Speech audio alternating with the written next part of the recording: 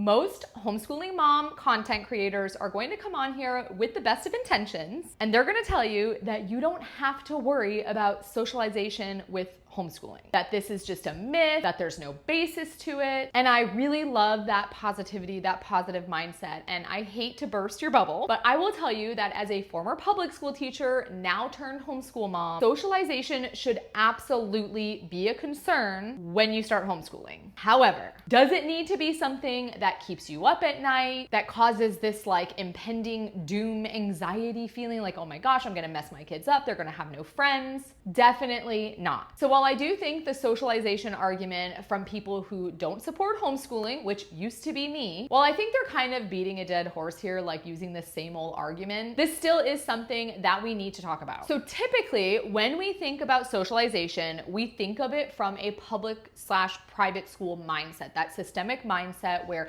you're in the same room with 20 kids every single day. And is socialization happening in the classroom? Yes, as a teacher, I will tell you, lots of socialization happens in the classroom, but is it positive socialization? Are these interactions always positive, or are we kind of just hyping up this socialization in the classroom thing to something that it's really not? So when we think about the school system, we're thinking about maybe lunchtime, group projects, being out on the playground for recess, collaborative work efforts, art projects. But what we're really describing here is mass peer exposure. Yes, you're in the same room with these kids, you might be exchanging conversation here and there, but are they real meaningful connections? And are they really getting practice in like appropriate socialization? So what is socialization really? So whether you're a child or a full-grown adult, socialization is just learning to interact appropriately with people either of your own age or not. Learning how to communicate with kindness, respect, but also knowing how to set boundaries. We're trying to foster that emotional intelligence within our kids. And we really just want them to have the ability to function in the real world without being glued to a screen, which truly is what we're seeing with the upcoming generations who have been in a school setting their entire life. And spoiler alert, you don't need a school building to be able to teach these socialization skills. So how can we ensure that our homeschooled children are still getting that peer interaction, those positive socialization experiences where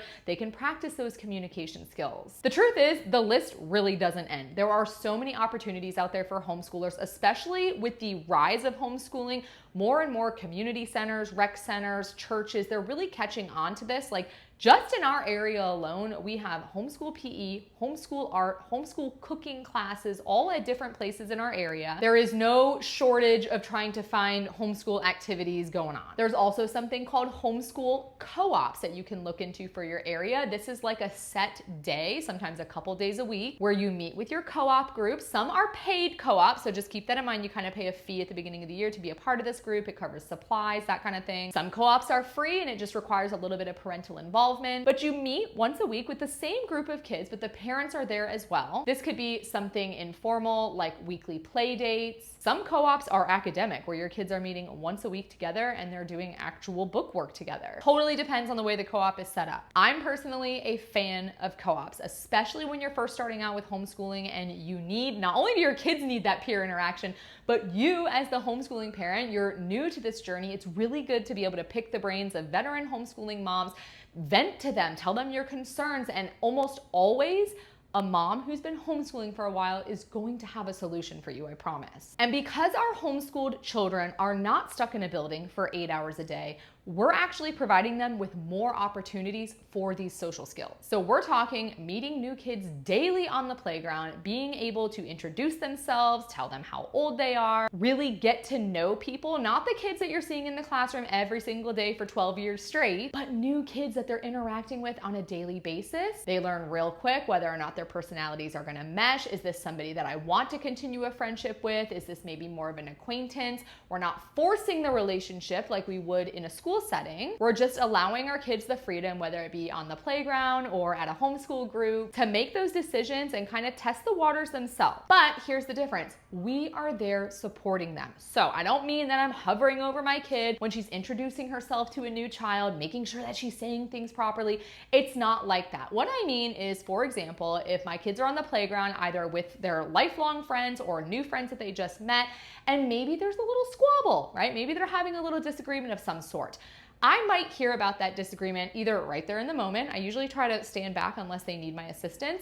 But the best part is when we're driving home from this play date or whatever the activity is, my kids are opening up to me and we're talking about what happened. We're talking about how they handled it, different ways they could have handled it. And this is different from when your child is in school all day and they have a little squabble on the playground with a friend, and then you're not hearing about it maybe ever, or it's kind of escaped their brain 8 hours later, and when you're trying to get dinner ready and homework and baths, you might not hear about it at all. So one of the biggest arguments is kids need to socialize without parental involvement. And while I do agree with that to an extent, especially depending on the age, there is something special about the bond between parent and child when you're homeschooling and when you are in the general area of where a disagreement might be taking place, and just giving your child the room to come to you and open up about that shortly after it occurs and not 8 hours later. Now let's talk about my experience as a public school teacher, both with the kids who had been in public school their entire lives and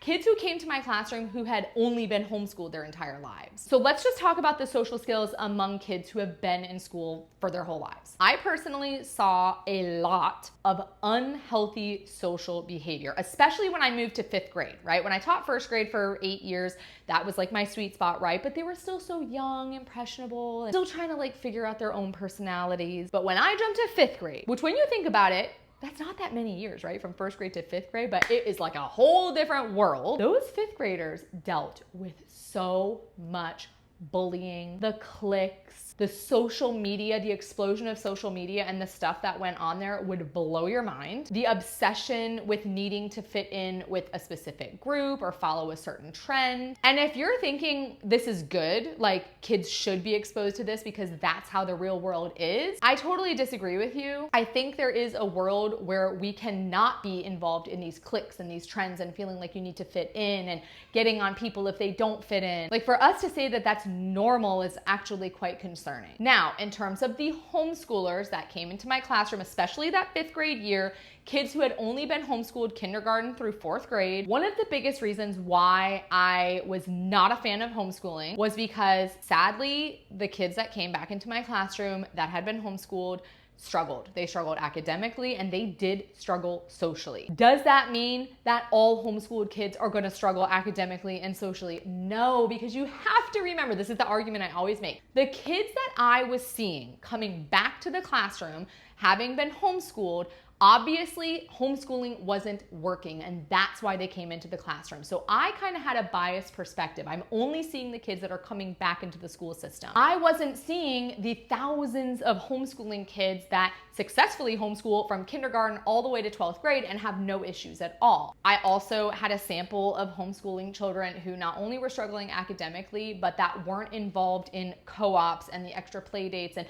their parents really didn't make an effort to get their kids out into the world, which is why I say this isn't necessarily a myth, right? Homeschoolers do need socialization, but it's up to us as parents, whether your kid's in school or homeschooled, to get them out into the world. So yes, I did see a big difference academically and socially among the homeschoolers that came into my classroom. It's not a true sample of what most homeschooling students are experiencing. I just had a biased sample. So the next time that somebody asks you, what about socialization? That's the famous question. How are you gonna socialize your kids? You're homeschooling, what about socialization? You'll hear it all the time. Honestly, just let it roll off your shoulder. It's something that people are just gonna have to get over on their own. There's really nothing you're gonna be able to say to change their mind if they're already stuck in that mindset. But you can respond with some of the things that I just explained, that there are opportunities out there, that homeschooling has grown immensely just over the last 5 years alone, and always slide in there that statistically,